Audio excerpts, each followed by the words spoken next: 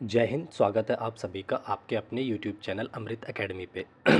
हम लोग अपना शीटेड पेपर 2 के लिए मैथ और साइंस का अपना कोर्स चला रहे हैं, जिसमें से कई सारे टॉपिक हम लोगों ने कंप्लीट कर लिया है। आज उसी की सीरीज़ में हम लोग अपना बायो का एक चैप्टर जो कि श्वसन चैप्टर है, ठीक है, उसको कंप्लीट करेंगे, ठीक है। और सबसे पहले उनके कॉन्सेप्ट की बात करेंगे, देन उसके प्रीवियस ईयर क्वेश्चंस को डिस्कस करेंगे। एक बार मैं आप लोगों को दिखा देता हूँ कि क्या क्या आज की क्लास में हम लोग करने वाले हैं, ठीक है। देखिए, सबसे पहले तो हम समझेंगे इसके डायग्राम के बारे में कि ये कैसे श्वसन क्या होता है, ठीक है। देन उसके बाद हम लोग देखेंगे कि इसमें कौन सी रिएक्शंस होती है, क्या क्रिया होती है, ठीक है। फिर हम लोग ब्रीदिंग के बारे में समझेंगे कि सांस लेना ये क्या होता है, ठीक है, कैसे होता है और कितनी ऑक्सीजन से निकलती है, ये सब चीज़ों पे बात करेंगे, ठीक है। फिर उसके बाद किस किस जंतुओं में किस प्रकार से श्वसन होता है उसके बारे में बात करेंगे, ठीक है। आफ्टर देन हम लोग जैसे परिसंचरण है उसके और कुछ क्वेश्चंस लिए हैं पीवाईक्यू, उनके बारे में फिर डिस्कशन करेंगे अपना, ठीक है ना। तो अगर आप लोग चैनल पे नए हैं तो चैनल को सब्सक्राइब कर लीजिएगा, ठीक है, क्योंकि इस सीरीज़ को हम लोग कंप्लीट करेंगे। जैसे ही हमारा ये सिलेबस कंप्लीट हो जाता है चैप्टर वाइज, फिर हम लोग अपना प्रैक्टिस सेट स्टार्ट कर लेंगे, ठीक है। तो आ जाइए, आज की क्लास को हम लोग शुरू करते हैं। तो बात करते हैं सबसे पहले श्वसन की। तो देखिए, श्वसन क्या होता है। श्वसन एक ऐसी प्रक्रिया होती है जिसमें ऑक्सीजन के प्रेजेंस में ऑक्सीजन को ग्रहण किया जाता है और जो ग्लूकोज प्रेजेंट होता है, ग्लूकोज को ब्रेक करके उसमें से कार्बन डाइऑक्साइड, वाटर प्लस अपना एनर्जी जनरेट की जाती है। इस प्रोसेस को ही हम लोग क्या बोलते हैं, श्वसन बोलते हैं, ठीक है। अब श्वसन में क्या क्या इन्वॉल्व होता है, देखिए ये नासाद्वार, इंग्लिश और हिंदी दोनों में मैंने यहाँ पे फ़ोटो लगा रखी है, यहाँ पे आप चीज़ें देख सकते हैं, ठीक है ना। तो ये हो गया। मैं यहाँ पे डिटेल में लिख रखा है, वो चीज़ों को आप लोगों को एक बार दिखा देता हूँ, ठीक है, एक सेकेंड। देखिए, श्वसन के बारे में अगर बात करें, क्या अंगों का वैसा समूह जो श्वसन की क्रिया में सहायक होते हैं उन्हें सामूहिक रूप से श्वसन तंत्र कहते हैं, ठीक है, जिसे इंग्लिश में रेस्पिरेटरी सिस्टम बोला जाता है। ये बात तो आप लोगों को पता होगी। इसमें मुख्य रूप से होता क्या है उस पर बात करते हैं, ठीक है। श्वसन एक ऐसी क्रिया है जिसमें ऑक्सीजन को ग्रहण किया जाता है, ठीक है, जिसके फलस्वरूप यह ऑक्सीजन जो है ग्लूकोज को तोड़ देता है और क्या साथ में बनाता है, कार्बन डाइऑक्साइड और वाटर प्लस ऊष्मा निकालता है, ऊर्जा निकलती है, ठीक है। ये देखिए मेन रिएक्शन ये होती है। अच्छा देखिए, क्या होता है, श्वसन और ब्रीदिंग, सांस लेना, ये दोनों अलग चीज़ें होती हैं, ठीक है ना। श्वसन में ये ऑक्सीजन जुड़ता है ग्लूकोज से, ठीक है, और क्या बनाता है, कार्बन डाइऑक्साइड बनाता है, ठीक है, प्लस क्या बनाता है, वाटर बनाता है, और 686 किलो कैलोरी ऊष्मा जनरेट होती है। इस तरह की ये रिएक्शन होती है, ये श्वसन होता है हमारा, ठीक है ना, ये रेस्पिरेशन होता है, ठीक।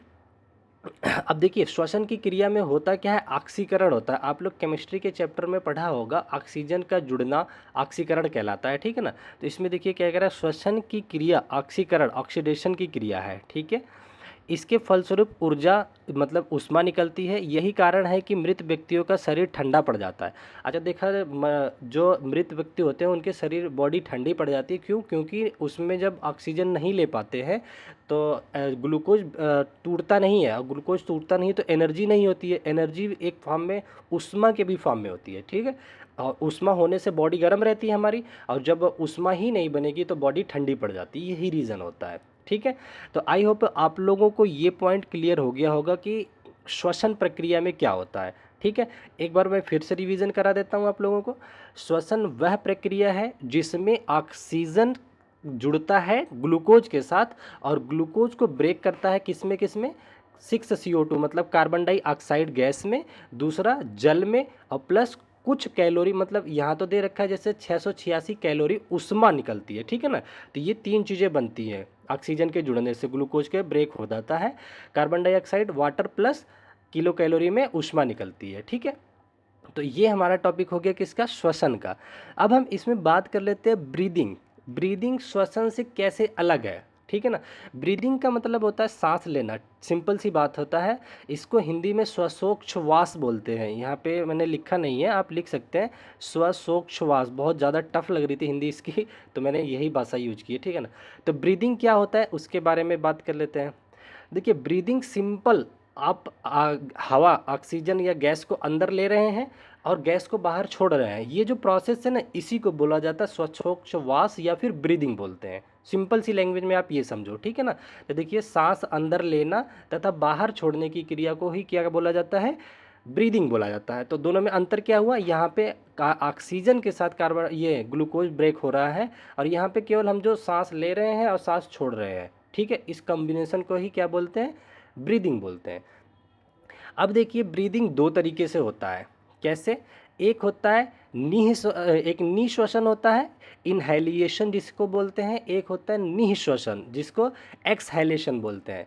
देखिए निश्वसन क्या होता है, इसमें क्या होता है, जब हम सांस अंदर खींच रहे, जैसे मैं सांस ले रहा हूँ, अंदर की तरफ सांस लिया, इसको बोलते हैं निश्वसन, ठीक है। इनहेलिएशन इंग्लिश में तो आसान है, इनहेलिएशन कि मतलब जो अंदर हेलेट कर रहे हो आप गैस को, तो उसको बोलते हैं इनहेलेशन, ठीक है। ये बात कंफर्म हो गई। सांस को अंदर लेने को हिंदी में बोलते हैं निश्वसन और इंग्लिश में इनहेलेशन बोलते हैं। तो इस क्रिया में हम लोग सांस अंदर लेते हैं, ठीक है। और साथ ही साथ जब हम लोग सांस छोड़ते हैं ना, तो एक्सहेलेशन बोलते हैं।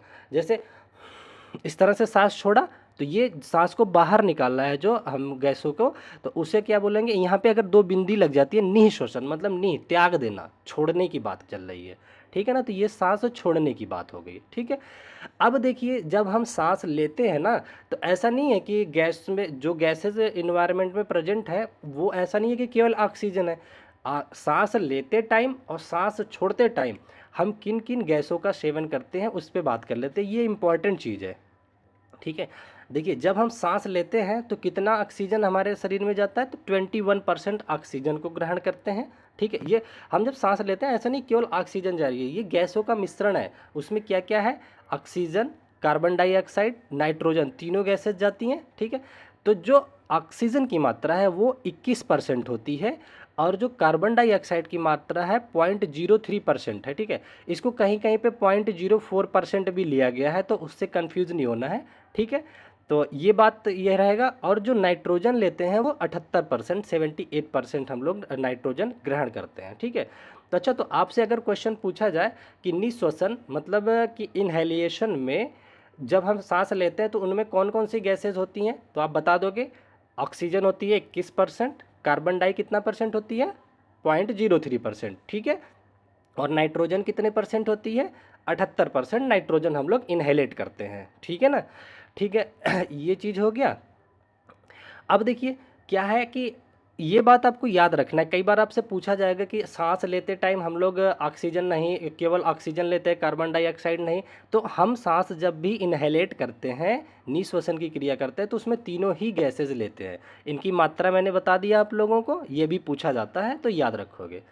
अब आ जाते हैं अपने इस पे, जब हम लोग सांस छोड़ते हैं मतलब जब एक्सहेलेशन करते हैं, निःश्वसन करते हैं, तो क्या होता है, ऑक्सीजन की जो मात्रा है 17% रहती है। जो हम ये सांस छोड़ रहे हैं ना, ये इसमें ऑक्सीजन 17% प्रेजेंट होता है, ठीक है।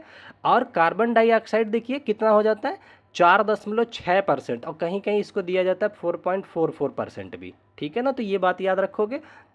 ये क्या होता है, देखिए कुछ इस तरह से ऐसे याद करो आप लोग कि जो ये ऑक्सीजन 4% खर्च हुई है ना, वही 4% इधर बन करके निकली हुई है। शरीर में हम लिए थे तो 21% ऑक्सीजन, ठीक है, छोड़े कितना 17, इसका मतलब वो 4% किस में कन्वर्ट हो गई, लगभग कार्बन डाइऑक्साइड में, क्योंकि तभी तो ये 4% रिलीज किया है, ठीक है ना। तो ये बात याद रखोगे कि सांस छोड़ते टाइम उसमें क्या ऑक्सीजन कितना प्रेजेंट होता है, 17% ऑक्सीजन प्रेजेंट होता है, और कार्बन डाइऑक्साइड कितनी प्रेजेंट होती है, तो 4.44 या फिर 4.6%, ठीक है। और नाइट्रोजन पूरी की पूरी निकलती है, 78% नाइट्रोजन भी रहती है, ठीक है ना। तो आप लोग निःश्वसन समझ गए होंगे, ठीक है। तो ये बस ये वाला पॉइंट इंपॉर्टेंट है, ये याद रखना कि निःश्वसन मतलब इनहेलिएशन, सांस को छोड़ते टाइम कार्बन डाइऑक्साइड की मात्रा जो होती है, आप इतना कम से कम तो जरूर याद रखो, 4%, ठीक है। 4% तो याद रखो, अगर पॉइंट नहीं भी याद रहता है तो। वैसे ये तीनों डेटा आपको देखने को मिल सकता है, 4% कहीं, या फिर 4.4 या फिर 4.6 का डेटा मिल सकता है, ठीक है। अच्छा, अब यहीं पे मैं, आप एक सेकंड यहाँ पे, हाँ यहीं पे मैं एक चीज़ और डिस्कस कर लेता हूँ आप लोगों के साथ, यहाँ पे आप लोग अच्छे से समझोगे। देखिए ये हमारी शरीर में पसलियाँ होती हैं, ठीक है। यहाँ पे इस फिगर में पसलियाँ आप लोगों को दिख जाएंगी, यहाँ पे ये देखिए, ये जो इस तरह से घुमावदार ये बनी है ना, ये पसलियाँ होती हैं, ठीक है ना। तो ये जो पसलियाँ होती हैं, इससे क्वेश्चन कैसे बना है उस पर डिस्कस कर लेते हैं। कह रहा है कि पसलियाँ जो होती है ना, जब हम सांस अंदर खींचते हैं, ठीक है ना, जब हम देखिए सांस ले रहे हैं तो पसलियाँ क्या होती है, बाहर की तरफ फैल जाती हैं। क्यों? ताकि जो है सांस जो है और ज़्यादा हम लोग कैप्चर कर सकें, ठीक है। और ये यहाँ पे देखिए, ये जो है ना इस तरह से डायफ्राम लगा होता है, ये हमारे श्वसन क्रिया में बहुत इंपॉर्टेंट रोल अदा करता है, ठीक है। तो ये डायफ्राम होता है, ठीक है। तो क्या होता है, जब हम देखिए, बहुत ध्यान से मेरी बात को सुनिएगा, ये बहुत ही इंपॉर्टेंट टॉपिक है।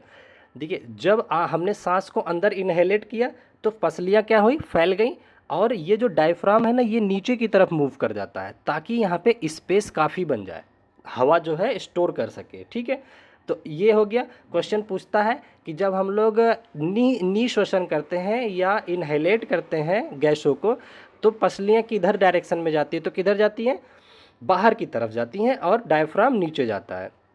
इसी का जस्ट अपोजिट होता है निःश्वसन में, मतलब जब हम सांस छोड़ते हैं ना, देखिए, तो हमारी जो पसलियां हैं अंदर की तरफ इस तरफ सिकुड़ जाती हैं, ऐसे सिकुड़ जाती है, कंजस्ट हो जाती हैं, और डायफ्राम ऊपर आ जाता है ताकि सारी गैसें जो हैं बाहर निकाल सके आसानी से। तो ये पॉइंट बहुत ही इंपॉर्टेंट था जो आप लोगों के साथ मैंने डिस्कस किया है, ठीक है। यहाँ तक आप लोग बहुत अच्छे से समझ गए होंगे। अब आगे हम लोग बात करते हैं किन किन जंतुओं में किस टाइप के श्वसन क्रिया होती है, क्योंकि यहाँ से भी क्वेश्चन पूछा जाता है, ठीक है। तो देखिए, एक कोशिकीय जीव में जो होता है ना, श्वसन विसरण विधि द्वारा होता है, ठीक है, ये बात याद रखोगे। देखिए, दूसरा क्या है, जलीय जीव जैसे कि मछली वगैरह में श्वसन किससे होता है, उनके जो गलफड़े होते हैं, ठीक है ना, तो गिल्स के द्वारा होता है। तो गिल्स का कई बार वर्क पूछता है कि गिल्स का वर्क क्या है, तो गिल्स का वर्क होता है वाटर में जो घुलनशील ऑक्सीजन है ना, उनको एब्जॉर्ब करने का काम करता है। कौन? ये गिल्स करता है, ठीक है। तो याद रहेगा कि मछलियों में श्वसन किस प्रक्रिया से होता है, किससे होता है, गलफड़े से होता है, ठीक है, ये हो गया। जो कीट पतंगे होते हैं उनमें जो श्वसन होता है वो श्वास नली द्वारा होता है, ये याद रखोगे। अब देखिए, एक तो ये इंपॉर्टेंट है मछली वाला, दूसरा मेंढक वाला, यहाँ से क्वेश्चन बनते हैं। देखिए, मेंढक क्या है, ये तीनों तरीके से श्वसन करता है, त्वचा से भी करता है, गलफड़े से भी करता है। जब ये पानी में होता है, ठीक है, तब तो ये किससे करता है, अपने गलफड़े से श्वसन करता है। जब ये गीली मिट्टी के अंदर होता है तो ये जो श्वसन क्रिया होती है किससे करता है, त्वचा से करता है, ठीक है। तो कई बार इसके ये इस फॉर्म में भी पूछा जाता है, जो टेडपोल होते हैं, टेडपोल बोला जाता है मेंढक के बच्चे को, वो भी श्वसन जो है इन्हीं में से करता है, ठीक है ना, त्वचा द्वारा। तो ये बातें आप लोग याद रखोगे।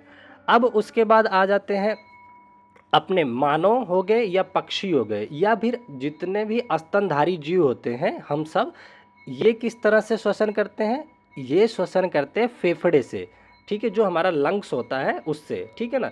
तो देखिए, लंग्स क्या होता है, एक जोड़ी लंग्स होते हैं। इसमें ये चीज़ का ध्यान देना, एक बार क्वेश्चन पूछा गया था कि जो दो जोड़ी लंग्स है उसमें बड़ा साइज किसका है, तो जो दाहिना लंग्स होता है वो हल्का सा बड़े होता है साइज में, ठीक है। तो ये बात याद रखोगे आप लोग कि स्तनधारी और पक्षियों में श्वसन किस में होता है, फेफड़े में होता है। और वहीं पे अगर केचुआ वगैरह की बात करें तो ये भी त्वचा से श्वसन करते हैं, ठीक है ना। अब कुछ इंपॉर्टेंट पॉइंट है उसको थोड़ा सा डिस्कस कर लेते हैं।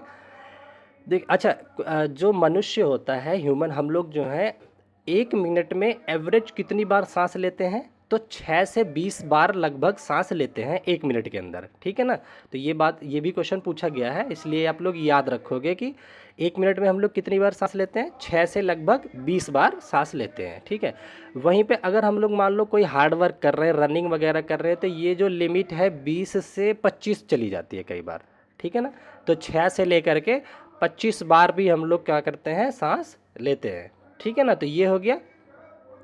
अब ठीक है, अच्छा, एक बार ये क्वेश्चन पूछा गया था एक एग्ज़ाम में टीचिंग के कि श्वसन क्रिया किसके द्वारा नियंत्रित होती है। तो ब्रेन जब आप लोग कभी पढ़े होंगे तो उसमें कई सारे पार्ट होते हैं, अग्र मस्तिष्क, मध्य मस्तिष्क, इस तरह से, ठीक है ना। तो श्वसन क्रिया जो होती है नियंत्रित होती है मस्तिष्क का मेडुला ऑब्लंगाटा द्वारा, ठीक है। मस्तिष्क के हमारे जो पीछे भाग होता है मेडुला ऑब्लंगाटा, ये इसका नियंत्रण करता है, ठीक है। तो ये कई सारे चीज़ें देख लिया। अच्छा, अब देखिए, अभी हमने बात किया था, यहाँ पे देख लीजिए एक बार, डायफ्राम के बारे में। डायफ्राम जो है काफ़ी इम्पॉर्टेंट चीज़ है। डायफ्राम क्या है देखिए, जब महिला प्रेग्नेंट होती है उस टाइम श्वसन प्रक्रिया में डायफ्राम भाग नहीं लेता है। ये बात आप लोग याद रखोगे, यहाँ से भी क्वेश्चन बन सकता है, ठीक है, कि प्रेग्नेंट लेडीज़ में क्या होता है, डायफ्राम सपोर्ट नहीं करता है श्वसन क्रिया में, ठीक है। और एक चीज़ ये याद रखना, अगर डायफ्राम टूट जाता है किसी भी रीजन से, एक्सीडेंटल केस में अगर डायफ्राम टूट जाता है तो इंसान की मृत्यु निश्चित होती है, ठीक है ना। ये बहुत ही इंपॉर्टेंट चीज़ है। तो यहाँ तक चीज़ें हम लोग कर लिए हैं। अब आ जाइए आगे के टॉपिक पे हम बात कर लेते हैं। अब देखिए अगला है हमारा परिसंचरण, ठीक है। इस वीडियो को हम नेक्स्ट में लेंगे, परिसंचरण वाला टॉपिक को अलग से चैप्टर में लेंगे। पहले हम लोग श्वसन वाले क्वेश्चंस डिस्कस कर लेते हैं, ठीक है, ताकि एक टॉपिक हमारा अच्छे से क्लियर हो जाए। अब देखिए हमने श्वसन को पढ़ लिया अच्छे से, अब हम इसके क्वेश्चन डिस्कस कर लेते हैं, ठीक है। अब देखिए इसमें क्या कह रहा है, पहला क्वेश्चन देखिए, कह रहा है निम्नलिखित में से कौन सा कथन सही है। ये कई 4 कथन हमारे सामने दिए हुए हैं, इनमें से हमें पहचानना है सही कथन, ठीक है। पहला कह रहा है अंतः श्वसन मतलब इनहेलिएशन, जब हम सांस को, गैसों को अंदर खींच रहे हैं, ठीक है। दूसरा क्या कह रहा है उच्छ्वास श्वसन या निःश्वसन भी इसको बोलते हैं, एक्सहेलेशन। कह रहा है कि सांस खींचने और सांस निकालने के दोनों ही प्रकार की वायु में ऑक्सीजन होती है। तो अभी हमने बताया चाहे हम सांस अंदर ले चाहे बाहर ले, दोनों प्रकार में क्या होता है, ऑक्सीजन प्रेजेंट होता है। जब हम अंदर लेते हैं तो ऑक्सीजन कितना होता है हमारा, 21% होता है। जब हम छोड़ते हैं तो 17% होता है। तो इसका मतलब पहला स्टेटमेंट ही सही बोल रखा है इसने, दोनों प्रक्रिया में हम लोग क्या कर रहे हैं, ऑक्सीजन को ले रहे हैं, ठीक है ना। तो इसका आंसर पहला सही हो जाता है। दूसरा देख लेते हैं, कह रहा है इनहेलिएशन मतलब अंतः श्वसन में, इनहेलेट करने में, क्या कह रहा है श्वसन में श्वास अंदर खींचने में वायु में कार्बन डाइऑक्साइड नहीं होती है। ये गलत है भाई। कार्बन डाइऑक्साइड CO2 में बताया ना कितने परसेंट होती है, 0.3% होती है, ठीक है। तो ये स्टेटमेंट तो गलत हो गया। नेक्स्ट क्या कह रहा है, उच्छ्वासन मतलब श्वास निकालते, एक्सहेलिएशन करते टाइम वायु में ऑक्सीजन नहीं होता है, क्या होता है, 17% होता है भाई। तो ये भी गलत हो गया, ठीक है। चौथा क्या कह रहा है कि श्वास निकालने वाली वायु में कार्बन डाइऑक्साइड नहीं होता, ये भी वही बात लिखा है, ये भी गलत हो गया, ठीक है। तो पहला स्टेटमेंट हमारा बिल्कुल करेक्ट हो जाता है, ठीक है। तो ये प्रीवियस ईयर क्वेश्चन था जिसको हम लोग डिस्कस किए हैं। इस टॉपिक से ही कम ही क्वेश्चन हैं, वो हम डिस्कस कर लेते हैं, ठीक है। अब इसमें आ जाइए, नेक्स्ट क्वेश्चन में क्या कह रहा है देखिए, कह रहा है मानवों में सांस लेते समय अंतः श्वसन समझ गए ना, जब हम गैस अंदर ले रहे हैं, ठीक है, इनहेलेट कर रहे हैं, तो अंतः श्वसन की प्रक्रिया को स्पष्ट करने के लिए सही उत्तर क्या है। तो अंतः श्वसन को स्पष्ट करने के लिए सही उत्तर देख लेते हैं। देखिए क्या कह रहा है, वायु अंदर जाती है, पसलियां अंदर की तरफ जाती हैं तथा डायफ्राम नीचे जाता है। अभी मैंने बताया था ना कि जब हम सांस ले रहे, देखिए तो पसलियां क्या हुई, फैल जाती है, बाहर की तरफ जा रही है ना, तो ये कह रहा है अंदर जाती हैं, तो ये तो गलत हो गया पहला स्टेटमेंट, ठीक है ना, इनहेलिएशन के केस में। दूसरा क्या कह रहा है कि वायु बाहर निकलती है, पसलियां बाहर होती हैं तथा डायफ्राम ऊपर जाता है। नहीं भाई, जब वायु बाहर निकालते हैं देखिए तो डायफ्राम क्या होता है, ऊपर की तरफ तो आता है, लेकिन ये अंतः श्वसन की बात किया है, तो अंतः श्वसन में तो वायु अंदर ली जाती है ना, तो पहले ही यहाँ पे गलत दे रखा है वायु बाहर, तो ये गलत हो गया, ठीक है। अगली बात क्या कह रहा है, जब हम एयर बाहर निकालते हैं पसलियां बाहर को आती हैं तथा डायफ्राम नीचे जाता है। भाई यहाँ पे भी एयर बाहर कैसे निकलेगा, अंतः श्वसन में तो एयर अंदर जानी चाहिए ना, तो ये भी स्टेटमेंट इसने गलत दे रखा है। यहाँ पे देखिए क्वेश्चन में कह रहा है सांस लेते समय अंतः श्वसन की प्रक्रिया में हमें चीज़ें चेक करनी है, ठीक है ना। लास्ट ऑप्शन इसका देख लेते हैं, वैसे भी जब 3 ऑप्शन गलत हो जाते हैं तो चौथा ही सही होता है। तो लास्ट देखते हैं, कह रहा है वायु अंदर जाती है, ठीक है, इनहेलिएशन की बात कर रहा है तो वायु तो अंदर जाएगी ही। पसलियाँ बाहर को जाती हैं, ये भी बात सही है। देखिए ऐसे एक्सपेरिमेंट करके भी देख सकते हैं, पसलियाँ बाहर गई और फिर क्या कहते हैं, तथा डायफ्राम नीचे जाता है, डायफ्राम हमने बताया ना नीचे जाता है ताकि स्पेस बन जाए, तो ये वाला स्टेटमेंट बिल्कुल सही है, ठीक है। तो ये बहुत ही इंपॉर्टेंट क्वेश्चन है, आपको ऐसा क्वेश्चन फिर से देखने को मिल सकता है, ठीक है। आज ये अपने नेक्स्ट क्वेश्चन को देख लेते हैं। आई होप आप लोगों को चीज़ें समझ में आ रही होंगी, ठीक है।